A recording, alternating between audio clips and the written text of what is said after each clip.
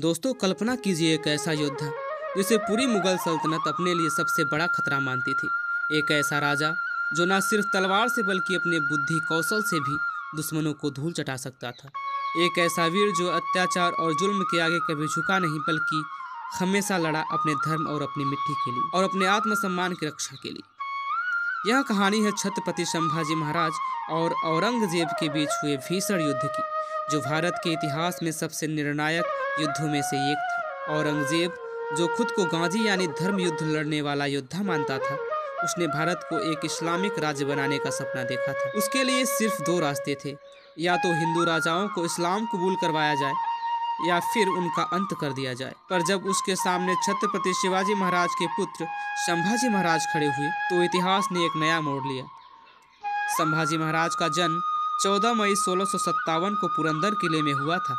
वे बचपन से ही असाधारण प्रतिभा के धनी थे। जहां आम बच्चे खेल कूद में व्यस्त रहते थे, वहीं संभाजी ने छोटी ही उम्र में राजनीति, युद्ध नीति की गहरी समझ विकसित कर ली थी। संस्कृत, फारसी, मराठी और कई अन्य भाषाओं के ज्ञाता संभाजी केवल एक योद्धा ही नहीं बल्कि एक महान विचारक भी थे। लेकिन उनके जीवन का सफर आसान नहीं था। जब वे सिर्फ 2 साल के थे तब उनकी माँ सईबाई का निधन हो गया। माँ के बिना बचपन बिताना कितना कठिन होता है, यह हम सभी समझ सकते हैं।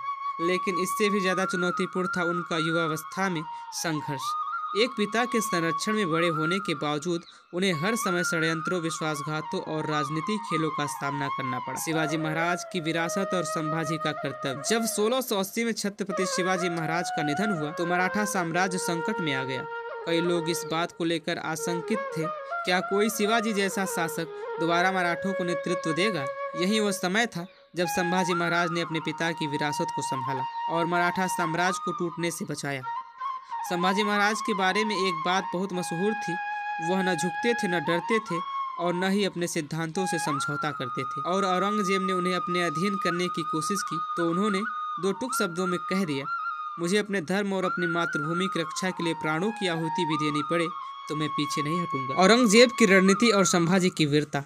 औरंगजेब ने मराठाओं को हराने के लिए कई योजनाएं बनाई। उसने कश्मीर से लेकर दक्षिण भारत तक एक विशाल सेना तैयार की और महाराष्ट्र पर हमला करने की ठानी। लेकिन संभाजी महाराज ने जिस तरह से छापा मारा, युद्ध नीति का इस्तेमाल किया, उसने मुगलों की नाक में दम कर दिया। औरंगजेब के सेनापति जो बड़े बड़े युद्ध जीत चुके थे, वे भी मराठा योद्धाओं के सामने कमजोर पड़ने लगे। संभाजी महाराज ने अपनी छोटी लेकिन तेज और कुशल सेना के बल पर मुगल सेना को बार बार हराया। पन्हाला, विशालगढ़, रायगढ़, प्रतापगढ़ जैसे किले संभाजी महाराज की मजबूत रक्षा नीति के कारण अजेय बने रहे। मराठाओं का गौरव और औरंगजेब की हताश। एक समय ऐसा आया और औरंगजेब खुद इस युद्ध को समाप्त करना चाहता था। उसने कई बार संधि के प्रस्ताव भेजे, लेकिन संभाजी महाराज ने हर बार उसे ठुकरा दिया। वे जानते थे कि अगर झुक गए तो केवल उनका राज्य ही नहीं बल्कि पूरे हिंदुस्तान की आत्मा भी गुलाम हो जाएगी। संभाजी महाराज की दृढ़ता और शौर्य से औरंगजेब परेशान हो गया। उसने फैसला किया कि अब मराठाओं को खत्म करने के लिए एक अंतिम चाल चली जाए।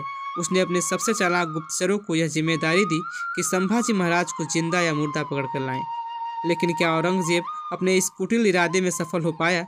क्या संभाजी महाराज इस चाल से बच पाए या मुगल सेना उन्हें पकड़ने में सफल रही? इसका जवाब आपको नेक्स्ट वीडियो में बताया जाएगा। तो नेक्स्ट वीडियो देखने के लिए हमारे चैनल को सब्सक्राइब करके बेल आइकन को प्रेस कर दें।